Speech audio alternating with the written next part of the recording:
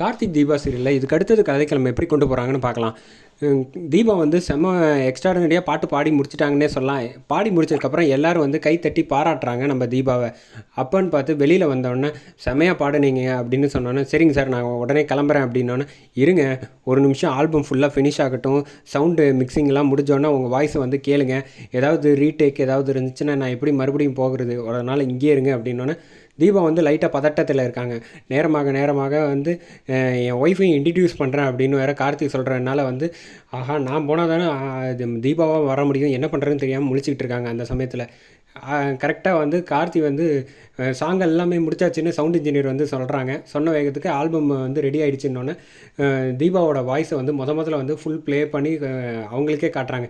Sir நான் playback சிங்கராக முதல்ல வந்து பாட்டுற என் வாய்ஸை வந்து நாங்கள் இப்படி இவ்வளோ பெருசாக சந்தோஷமாக வந்து கேட்க வச்சதுக்கு ரொம்ப நன்றி சார் அப்படின்னு சொன்னோன்னே, சரி ஒரு நிமிஷம் என் கேபினுக்கு வாங்க அப்படின்னோடனே, இல்லை பரவாயில்ல சார் இருக்கட்டும் சார், நான் இதுக்கு மேலே இங்கே நிற்கிறதுக்கு வந்து எனக்கு சரியாக படலை, நான் கிளம்புறேன் அப்படின்னோடனே, ஒரு நிமிஷம் பல்லவி உங்ககிட்ட நான் ஒரு முக்கியமான விஷயம் பேசணும் அப்படின்னு சொல்லிட்டு அழைச்சிட்டு போகிறாங்க. ரூமுக்கு வந்து உட்கார வச்சிடுறாங்க. அவங்க கேபினில் உட்கார வச்சோடனே தீபாவுக்கு ஃபோன் பண்ணி பார்க்குறாங்க. இங்கே கையில் வந்து ஃபோன் ரிங் ஆகுது. டக்குன்னு கட் பண்ணுறாப்புல நம்ம கார்த்தி. கட் பண்ணதுக்கு ஆஹா மறுபடியும் கால் வருது, என்ன பண்ணுறது, சைலண்ட்டில் போட்டு வச்சுருக்கேன், பெருசாக தெரியல கார்த்திக்கு. கார்த்தி வந்து ராஜாவை கூப்பிட்றாங்க. ஆமாம் தீபா வந்துட்டாங்களான்னு கொஞ்சம் பாரேன் அப்படின்னோடனே, அவங்க இன்னும் வரல அப்படின்னு ராஜா வந்து போய் பார்த்துட்டு வந்து சொல்கிறாங்க. சரி அவங்க வந்தோடனே எனக்கு இன்ஃபார்ம் பண்ணு அப்படின்னு சொன்னாங்க. மேடம் நீங்கள் வந்து சூப்பராக பாடுனீங்க, உங்கள் வாய்ஸ்க்கு வந்து நீங்கள் வேறு லெவலில் எங்கேயோ பெரிய சிங்கர் ஆகிடுவீங்க. உங்கள் கார்த்திக் சார் எங்கள் எம்டி இருக்கார்ல, அவர் வந்து உங்களை வந்து உலக ஃபேமஸ் ஆக்குறதுக்கு நிச்சயம் உதவுவார் அப்படின்னு சொன்னாங்க. இருக்கட்டும் சார் அப்படின்னு சொல்லிடுறாங்க. அதே சமயத்தில் மீனாட்சி வந்து இங்கே என்ன கார்த்திக் கூட ஒரு ரொம்ப நேரம் உட்காந்து பேசிகிட்டு இருக்கா, இவன் ட்ரெஸ் மாற்றினா தானே பல்லவியாக இருந்து எஸ்கேப் ஆகி தீபாவாக மாற முடியும், இவன் ஏன் அங்கே உட்காந்து பேசிகிட்டு இருக்கா அப்படின்னு யோசிச்சுட்டு இருக்கப்ப கார்த்திக் வந்து பேசுகிறாப்புல, உங்களுக்கு என்ன பிரச்சனை இருக்குன்னு என்கிட்ட சொல்லுங்களேன், எனக்காக வந்து பாடி கொடுத்ததுக்கு ரொம்ப நன்றி, இந்தாங்க காசு வச்சுக்கோங்கன்னு காசு கொடுக்குறாங்க.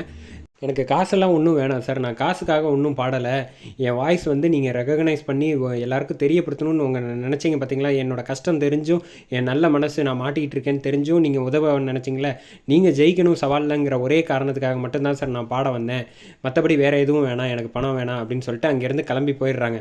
ஆனால் கிளம்பி போனதுக்கப்புறமேட்டுக்கு தீபா வராங்க. தீபா கையில் வந்து அதே மாதிரியே இந்த மருதாணி வேறு இருக்குது. தீபாவோட கண்ணை வந்து பார்க்குறாங்க கார்த்தி. அப்படியே இந்த 2 பேரும் பார்க்குறப்ப வந்து கார்த்திக் வந்து யோசிக்கிறாங்க. பட் வந்து கண்டுபிடிப்பாரா இல்லையான்னு தெரில. ஆனால் இவ்வளோ நேரம் அந்த க்ளோஸ்அப் டக்கு டக்குன்னு வச்சதை பார்த்தா நிச்சயமாக கண்டுபிடிக்கிற மாதிரி தாங்க இருக்கும்னு நினைக்கிறேன். பார்ப்போம் வெயிட் பண்ணி எப்படி கொண்டு போகிறாங்கன்னு ட்ராக்கு.